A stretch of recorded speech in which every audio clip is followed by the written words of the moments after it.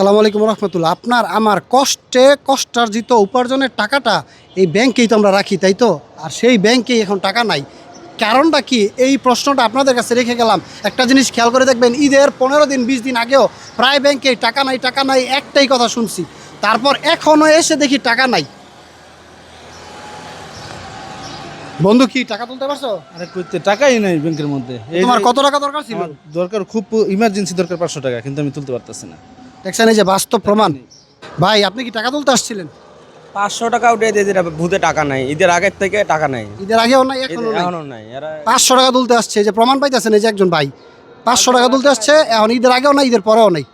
ভাই, আপনার তো এই যে ভূতে টাকা তুলতে গেছিলেন, টাকা কি পাইছেন? এখন বর্তমানে যে ব্যাংকে আছি, যে ব্যাংকে আছি, এখন মনে করেন আমাদের কাছে মনে করেন 500 হোক আর 1000 হোক, এখন আমরা তো ঈদে মনে করেন জামের টাকাটা উঠাইতে পারতাছি না। এখন মনে করেন ঈদের পরে আসি কইছি নিরিবিরি উঠাম, এখন হ্যাঁ টাকাটা উঠাইতে পারতাছি না।